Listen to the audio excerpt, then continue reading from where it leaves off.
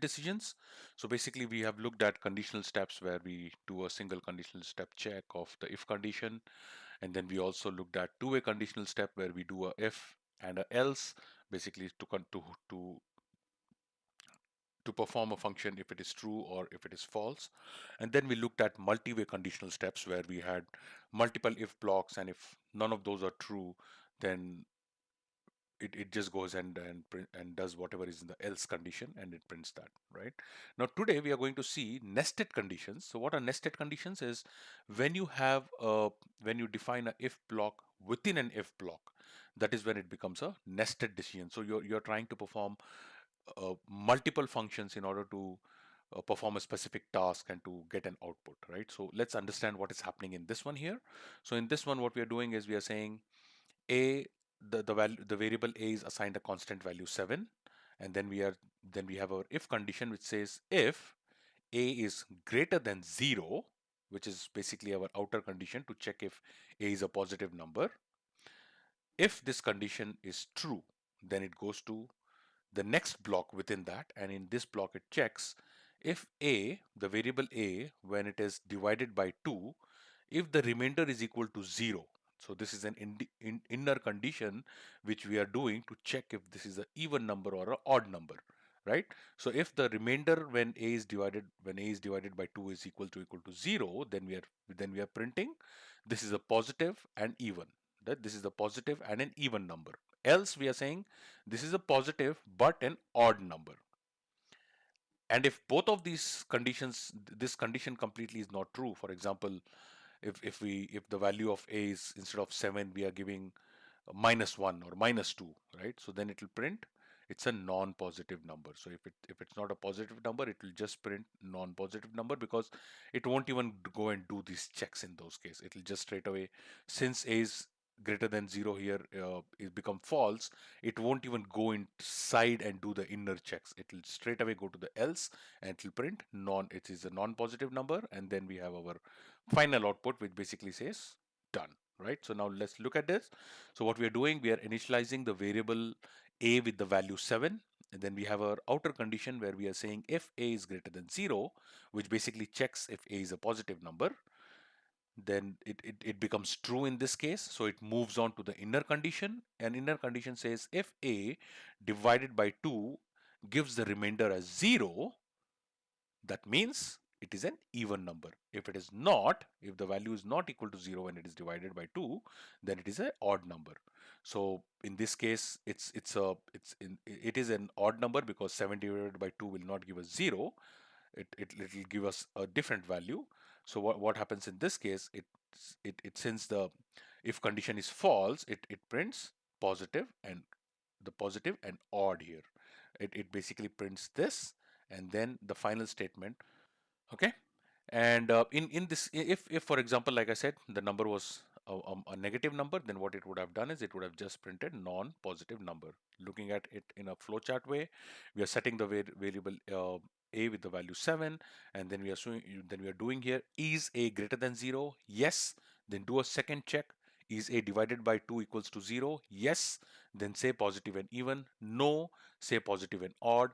If it is not a positive number, then just say non-positive number, which is the else condition, and just come to done. Okay. Now let's try to execute this code on our editor. Oh, okay, let's create a new file and say nested underscore step. Now we're saying a equals to, let's make it interactive. We'll say int input,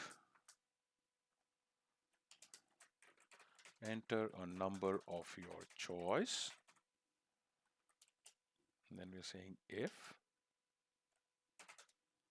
a is greater than 0, if this condition is true, then if the second if condition, inner condition, we are saying a remainder 2, basically a divided by 2 equal to remainder 0, then we are saying print this is a positive number which is also a even number, not which, and also a even number. Then we're saying else. This else is for this inner if condition. We're saying else print. Again, the first condition match. So this is a positive number, positive number, but this is a odd number.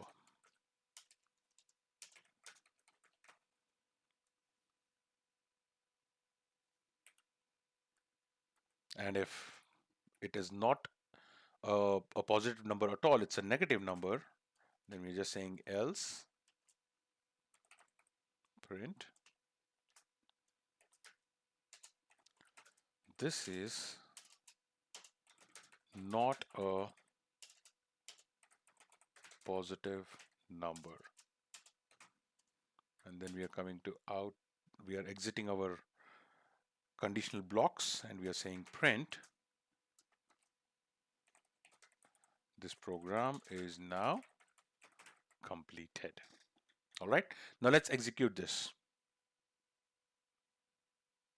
So it's asking us to enter a number of our choice. So we are saying, let's say 10 in this case, right? So it says this is a positive number and also an even number. This program is now completed. Let's just add a colon here and then give a space.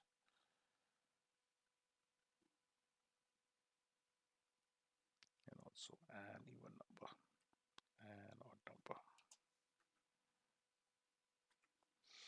All right, now let's try putting an odd number. So let's say we give the value as 9. What happens here? It says this is a positive number, but this is an odd number because 9 when divided by 2 does not give the remainder as 0. Now let's try giving a negative number. Let's say minus 10. Oh, sorry, not plus, minus 10. Now it says this is not a positive number, and then it just exits and says this program is now completed. So this is how nested loops work in Python. Again, this is a very simple example, but when you're writing your programs, more complex programs, you will be writing these kind of nested statements, multiple way statements, and then you will be using conditional statement to perform various functions. This is, we are looking at very simple, right? Because we are just learning the basic here. We are just seeing where we are inputting a value, a number, and we're just performing some kind of action on that. But as we start learning and we finish our journey of the beginner level and then we move to intermediate and advanced level, we'll see how powerful Python is in using it for performing actions on more than numbers, right? Where we'll learn about lists, we'll learn about dictionaries, we'll learn about tuples, sets, and we'll see how we can use those to perform different functions on string values, which is more, which will look more complicated, but once you understand the concept of it, it'll be like I've said earlier, it is going to be very, very easy, right? So at least with this, I hope since we have completed all everything which with related to the conditional steps, I hope your concepts on conditional steps, two-way conditional steps, multiple way conditional steps, and the nested steps, all of that is clear. Again, if there are any doubts, just feel free to drop a note on my comments, and I will make sure I get back to you with the answers and clear your confusion. All right, thank you very much, guys. Next, we are going to be starting loops in Python, and it'll get very, very interesting with loops. So we'll see and learn what exactly are loops and what are the functionalities and how we use loops in Python. With that, thank you, take care, and stay safe.